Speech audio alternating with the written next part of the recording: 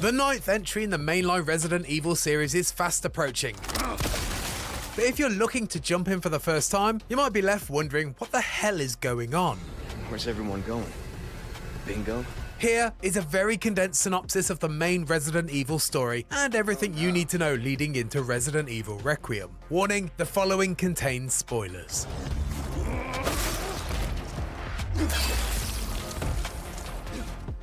Resident Evil 0. July 23rd, 1998, Raccoon City Police STARS Bravo team is dispatched to investigate murders in the Arklay Mountains, but crashes before they can reach. Survivor Rebecca Chambers makes her way towards a spooky-looking mansion nearby to find the rest of Bravo team. Before she can arrive, Rebecca, along with her newly acquired convict companion Billy Cohen, arrive at an abandoned training facility, discovering that its former director, Dr. James Marcus, along with former partner Oswald E. Spencer, was responsible for a new biological weapon dubbed the T-Virus, a deadly infection that turns humans into zombies and other monstrosities. Resident Evil. STARS Alpha Team is dispatched to find out what happened to Bravo Team. The search leads STARS members Jill Valentine, Chris Redfield, Barry Burton, and team leader Albert Wesker to the Spencer Mansion. The gang splits up and discovers the horrible fates of fallen STARS members due to the T-Virus outbreak, and Chris finds Bravo team member Rebecca Chambers still alive. You? Chris Redfield, Alpha Team. We're here to rescue you. Jill and Chris eventually discover that the Umbrella Corporation, a pharmaceutical company with shady business practices, was behind illegal experiments that resulted in the horrors roaming the mansion's halls.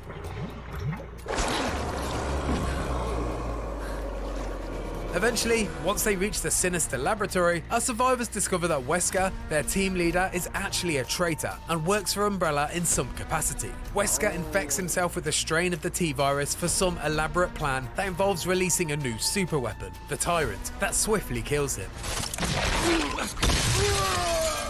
After managing to defeat the monster, the remaining STARS team escape the facility.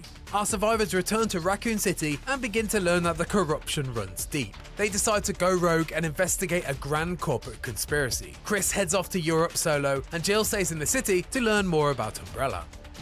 Resident Evil 3. In September 1998, Raccoon City became overrun with zombies. Umbrella sees this outbreak as an opportunity to test its latest bioweapon, sending down the experimental Nemesis, a hulking beast with a rocket launcher that's tasked only with the death of all STARS members. Rocket launcher? Really? While Jill desperately tries to escape the outbreak with Nemesis hot on her heels, rookie RPD officer Leon S. Kennedy and Chris Redfield's younger sister Claire Redfield both arrive in Raccoon City at the worst Claire is possible Chris's time. sister? Resident Evil. I never knew that. 2. After being separated following a car accident, Leon and Claire agree to meet up at the nearby police department. Unfortunately, the building is also infested with zombies. Oh god. Oh god.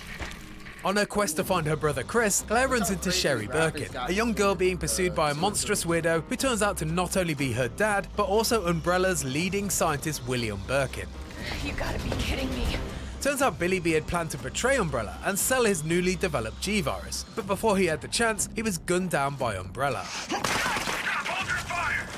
Before dying, William managed to infect himself with the G-Virus, allowing it to spread into Raccoon City through the water system, creating the enormous mess all our characters are now dealing with. Nice one, Willie. Meanwhile... Wait, hold on. So we're not really dealing with the T-Virus anymore. We're dealing with the G-Virus? Because as far as I know, everything, Requiem stopped everything with the T-Virus. Kinda, sorta, because like the way Requiem ended, I feel like there's gonna be one last game where you really finish everything. Maybe, fingers crossed, or maybe in the DLC, like some crazy shit's gonna happen. But wait, what? Tough, we have the assignments. What? Tough, have the assignments been holding back from playing Requiem? You got to. There's a lot of spoilers in here, so if you're not ready for a spoiler, I'll say come back in 30 minutes.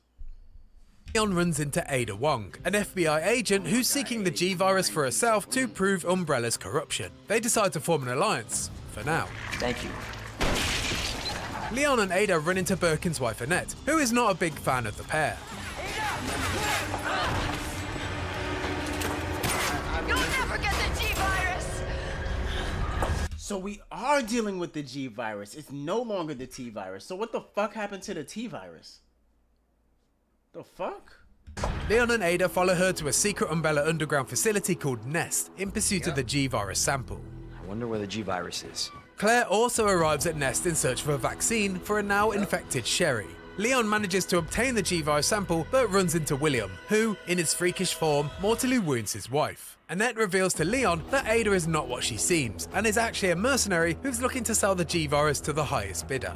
She's gonna sell it. Ada demands the G-Virus, but before Leon can hand it over, Annette manages to shoot Ada, who then falls to her death, dropping the G-Virus sample in the process. Claire finds the vaccine and gives it to Annette to cure her daughter, while she tangles with an out-of-control William. Sherry is cured, but Annette eventually dies of her injuries. The facility is set to self-destruct, and Claire, Sherry, and Leon board a train to escape. Shit! Gotta get out of here.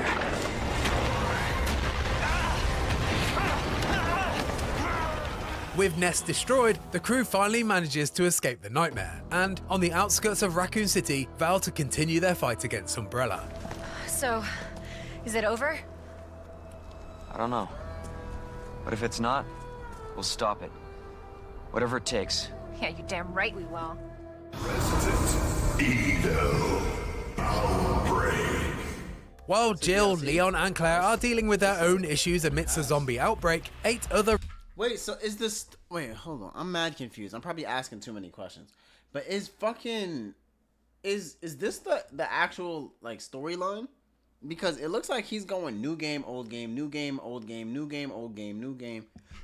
The shit's everywhere. Raccoon City residents are also in a desperate fight for survival. Most notably, local journalist Alyssa Ashcroft, an investigative reporter trying to spotlight Umbrella's evil ways. Alyssa manages to escape Raccoon City before its government-issued annihilation, carrying information that could expose Umbrella once and for all. So we're just time skipping Resident the games? Evil 3. Elsewhere in Raccoon City, Jill Valentine is infected with the T-Virus. Fortunately, Carlos Oliveira, a merc who, despite being hired by Umbrella, is on the scene to not only cure Jill, but also help her find an important vaccine. Come on. This shit better work. At this point, our heroes discover the unfortunate news that the US government plans to wipe out Raccoon City with a missile strike, hoping to eradicate the infection. Yep, that's Carlos the and missile Jill strike head that to was in another underground lab, this time creatively called Nest 2. Unfortunately, Nemesis is still alive and very much in pursuit. Jill and Carlos manage to take out the abomination once and for all, and with the vaccine sample in hand, escape the city before the missile just play strike. this one. Unfortunately, Nikolai, Carlos's former colleague slash secret operative, is waiting and manages to destroy the vaccine vial. Jill and Carlos take down starting Nikolai, free. leaving him for dead, and escape just before the missile arrives to completely floor Raccoon City for good.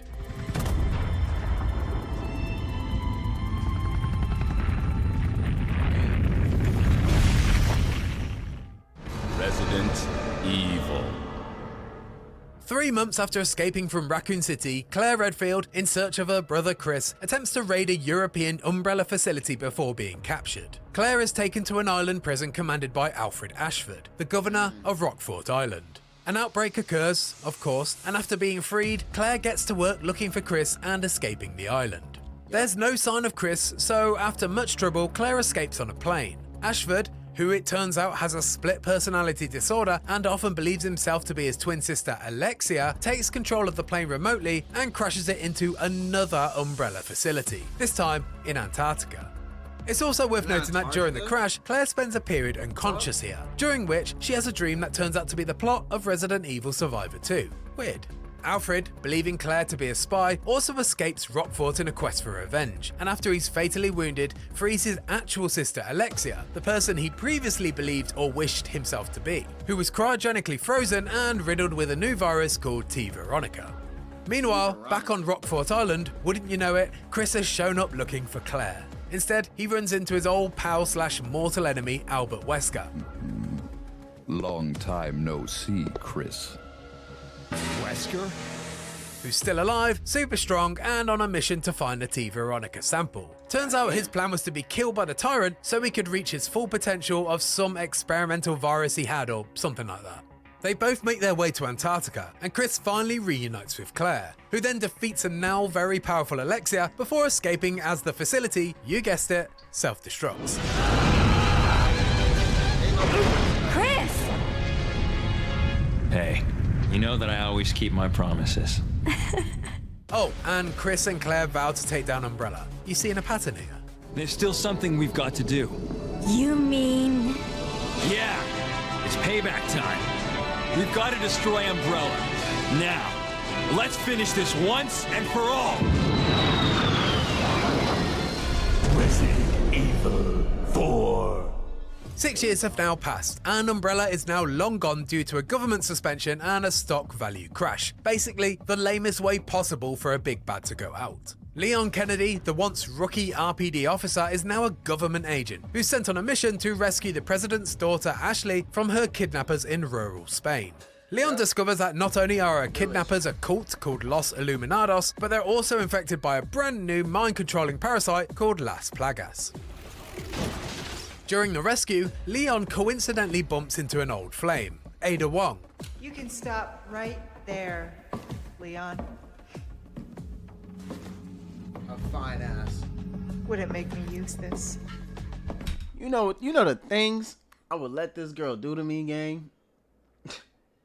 Do you know what Ada could do to me, bro? She got the steering wheel. I ain't even gonna hold you.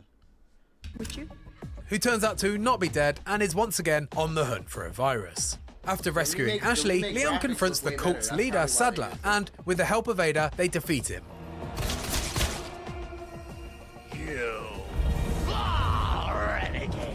Bringing down the parasite and all the hordes he infected.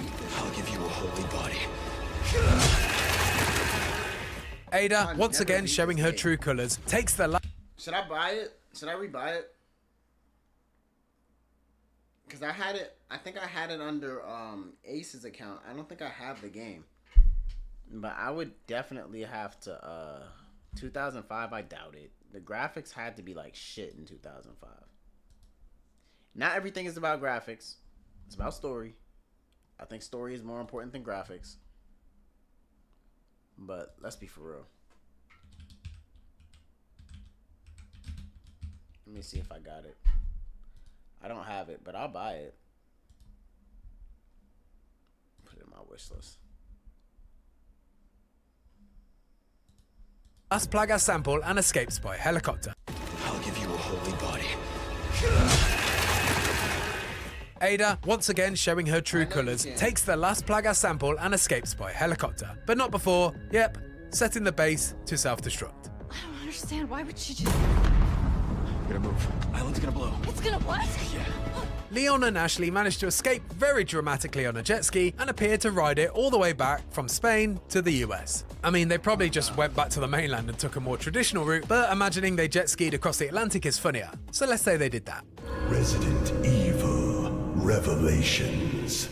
Shortly after the events of Resident Evil 4, we're finally reunited with our original protagonists, Chris Redfield and Jill Valentine, who are now involved in a new investigation into bioorganic weapons, which results in them discovering a new strain of the T-Virus called T-Abyss, a weapon that the latest new evil organization Veltro plans to use, infecting 1/5 of the world's oceans.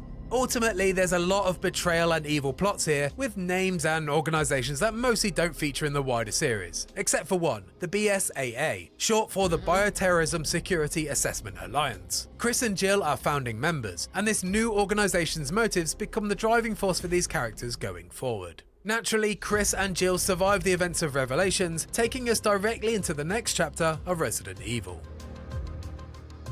Resident Evil 5. 2 years after Resident Evil 4, our original bad Wesker is still on the loose. Chris and Jill, now under the banner of the BSAA, follow a lead towards Umbrella's founder Oswald E. Spencer, but instead run into Albert Wesker, who has killed Spencer. Wesker, seemingly even more powerful than before and now dodging bullets for fun, is more than a match for Chris and Jill. To save Chris's life, Jill sacrifices herself, sending both her and Wesker to their deaths. Chris, understandably, is a bit sad. Ish, maybe. Resident Evil 5. Almost 3 years after Jill's death, Chris is tasked with apprehending terrorist Ricardo Irving, who is selling bioorganic weapons in Africa. Wow, should be a little bit better.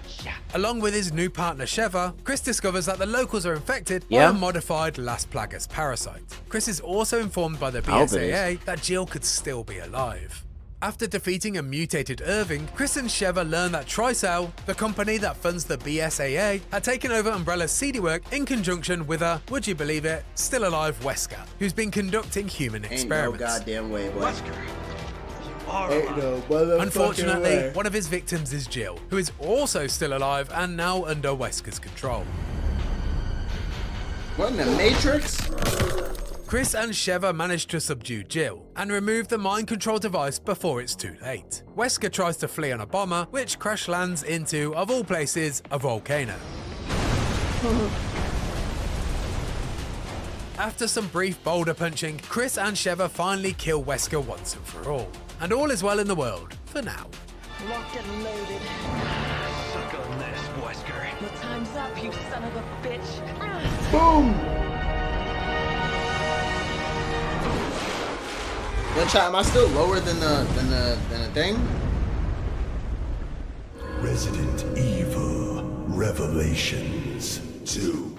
Claire Redfield, younger sister of Chris and now a member of TerraSafe, an anti-bio-terror company, once again finds herself trapped on an island with her new partner, Moira Burton, daughter of Barry Burton. Remember him? He's the Jill sandwich guy. You would have fit nicely into a sandwich.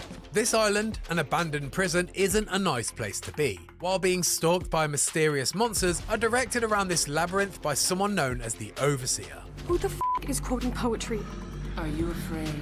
After all the typical Resident Evil hijinks involving other survivors, shady corporations and betrayal, it's revealed that the Overseer is called Alex Wesker. Although she does share a surname though, she's not actually a relative of the infamous villain. Stay tuned for that later. But rather a kidnapped child who was snatched for her talents and inducted into the Wesker Project, a sinister plot developed by Oswald E. Spencer to try and develop a race of superior beings using the T-Phobos virus. Another virus, blimey.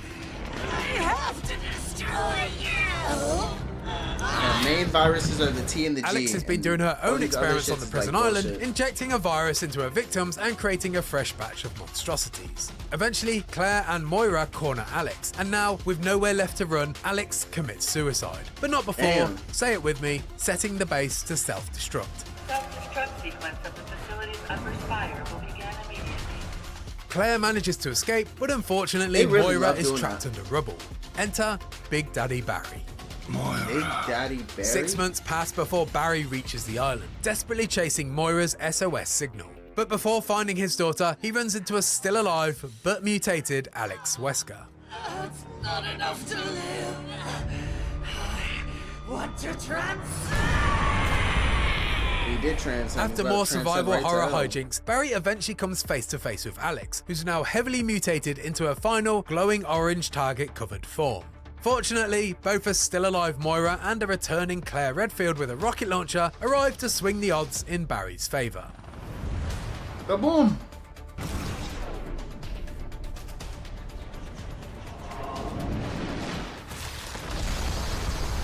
Golly. In the epilogue, Claire receives a message about her brother Chris Redfield and his jaunt to China to handle another bioterror threat. Yeah, well, tell Piers to look after him. Right, next up is Resident Evil 6, which features not one, but 3 interwoven campaigns, and it all gets very messy. Deep breath. Let's just get through this. Resident Evil 6. In 2012, a new virus surfaced from a company dubbed Neo Umbrella, led by someone who appears to be A Wong.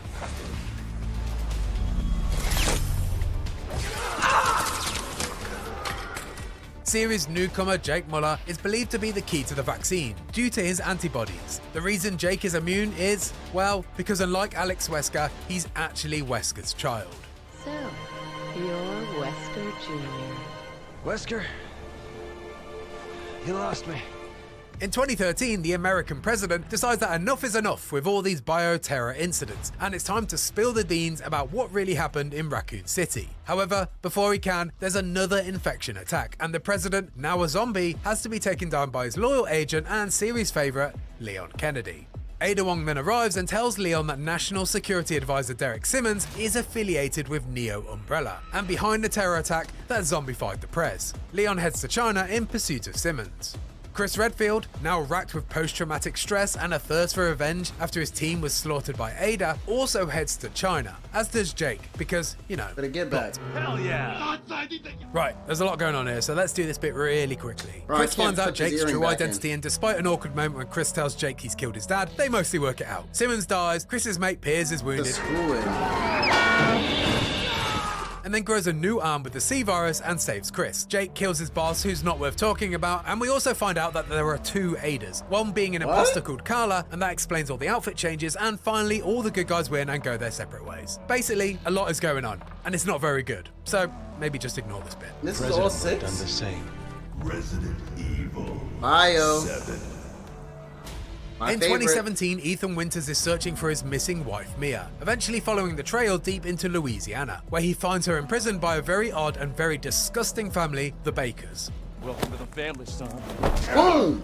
Ethan is attacked and captured by Jack Baker, and then forced to join in with a vomit-inducing family dinner with his wife Marguerite, son Lucas, and an elderly woman.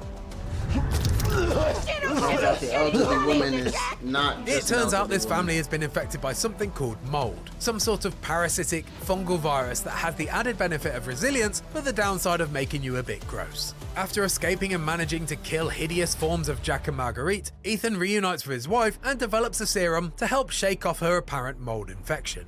After trying to flee on a boat, the vessel is capsized by a mysterious creature that turns out to be a girl named Evelyn, a bioweapon that Mia, who it turns out is a secret agent, was tasked with escorting. Turns out Evelyn was responsible for the Baker family's When you think about it, mind-altering they kind of infection, just used the because she was story desperate for for her own Biohazard and family. kind of You know, flipped it a like little all bit. bioweapons are. Classic stuff. Listen, the girl just wants a family of her own. Side note, you can also find a note from Alyssa Ashcroft in Resident Evil 7. Remember her from Resident Evil Outbreak? Turns out she's still a jobbing journo who's investigating the disappearances in Louisiana. After injecting Evelyn with a toxin, she reverts to her true form as the old woman at the baker's disgusting dinner. Turns out that she's been rapidly aging. Evelyn mutates into a giant blob like all classic Resident Evil bosses, and after a final confrontation with Ethan, with a little help from a recently arrived military squad, she's finally destroyed. In a final twist, the leader of the military squad is revealed to be none other than a very different looking Chris Redfield, emerging from a helicopter that's branded Umbrella. Which is insane. 7. After Ethan escapes, Chris and his team pursue Lucas Baker, who it turns out was never actually under Evelyn's mind control due to a serum provided to him by a new shadowy organization called The Connections. The Connections were behind Evelyn's creation, and they were using Lucas to gather more data on her. But he also planned to betray his masters anyway, you know, like every Resident Evil villain ever. Lucas! After finally working his way through a series of traps, Chris manages to kill a mutated Lucas and finally returns to base for an urgent call. Game over. Boom! Resident I never knew that. I never knew about that DLC. Over 3 years later, Ethan and Mia's Eastern Europe-based family Bliss is violently interrupted by the Hound Wolf Squad, led by returning and turtlenecked Chris Redfield, who now oddly looks like he did before Resident Evil 7 again. Weird. Chris and his goons shockingly and mercilessly gun down Mia and then kidnap Ethan and his child, Rosemary. And I forgot what the story behind Village was. Why? Ethan wakes to find himself stuck in a rural village and runs into terrified villagers who've been cowering from a horde of marauding Lycans. Ethan, on a desperate quest to find his missing daughter Rose, works his way through the abandoned village and into a nearby castle inhabited by vampires, most notably an enormous goth mummy called Lady Dimitrescu. I love her.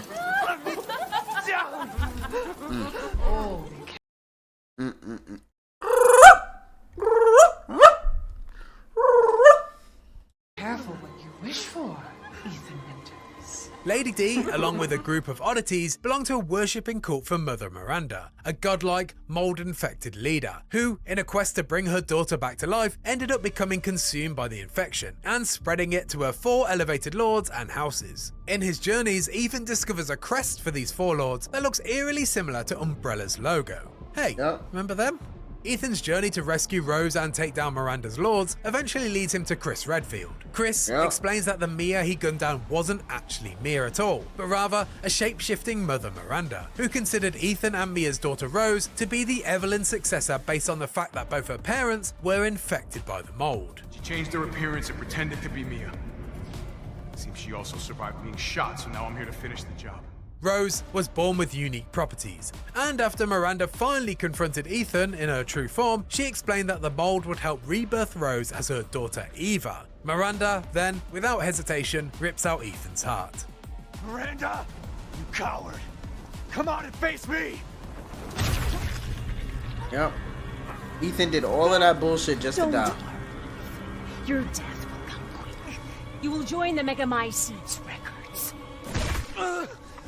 Chris and the Hound Wolf squad launch a full assault we against walked in Mother and Miranda, started wilding, battling through bro. her waves of monsters and destroying a large mold barrier that's now protecting her. Once inside, Chris and the team discover a large mold root that's called the Megamycete. That turns out to be the source of the mold that's plagued the village, but also the Baker family in Resident Evil 7. Turns out the Megamycete not only infects its victims, but it also absorbs their DNA and memories. Chris plants a detonation device, but before destroying the mold once and for all, decides to pass through Miranda's lab for one last lore dump. He discovers the entirety of Miranda's plan and her quest to find a suitable vessel for her daughter Ava's consciousness to be reborn into. Miranda was also responsible for the creation of Evelyn, working with the connections. Later in the lab, Chris discovers the biggest shock of all, when it's revealed that Oswald E. Spencer, founder of Umbrella, was actually a student of Miranda and began work on the progenitor virus based on her teachings. To honor this, the Umbrella logo took inspiration from Miranda's 4 Lords symbol that Ethan discovered earlier. Not only was Miranda responsible for everything in Resident Evil 7 and Village, but she was also the inspiration that started it all. After Chris finally works his way for the exposition hallway, he discovers the true and very much alive Mia, who reveals that Ethan also isn't quite dead yet. It's revealed that Miranda didn't kill Ethan, Jack Baker did, way back in the start of Resident Evil 7. Ethan was infected by mold, which had been keeping him moving this entire time, and explained how a man could regularly reattach body parts with just a bit of healing juice.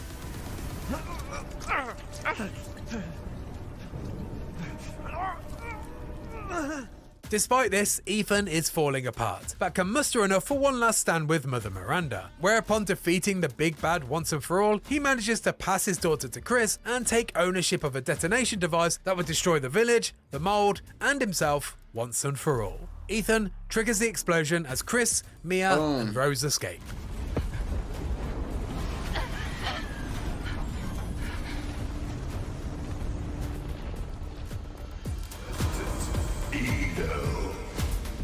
In 2037, a now much older Rose. This is what I wanted to play because they had what's his names in there. They had the what do they call them shits where they don't move, they move whenever you're not looking at them. I've seen so much gameplay. Is learning about her abilities, one of which is the power to connect with a surviving piece of the mold root recovered from the incident 16 years prior. After jacking in, Rose enters a new realm, full of the memories from the victims the Megamycete but there's a name for them. Rose then takes a jaunt through a version of the village, guided by a spirit called Michael, who ends up being Ethan's remaining consciousness. She's also taunted by the trapped consciousness of Mother Miranda, who is desperate to escape the realm. With the help of Ethan and her newfound abilities, Rose manages to defeat Mother Miranda and share one last moment with her father before she returns to the real world. I love you, Rose. I love you too, Dad. In the aftermath, Rose visits Ethan's grave while shadowed by a mysterious agent who calls her.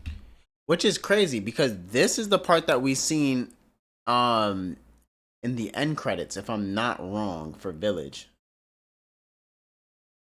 Which is even crazier because if you're seeing this at the end of Village, wouldn't that mean that like we keep time skip? Like, why do we keep time skipping? Evelyn. And after threatening him, Rose reveals that she has abilities that even Chris doesn't know about. Yeah, spiritual abilities. Joke, Rose. can show you things even Chris doesn't know I can do. Bitch. Pussy. Stand down. And that's it, the entire plot of Resident Evil that matters before you dive into Resident Evil Requiem. Yes, we skipped over some bits here or there, but there's a lot to cover in the wacky world of Resident Evil. This is a great video, excuse me Sage. while I I set should've my been base watched to this shit. self-destruct and vow to get my revenge. And if you like that video, why not check out our final hands-on preview of Resident Evil Requiem? And for everything else Resi, stick with IGN. I wonder what's the preview they gave him. Oh, it was just this?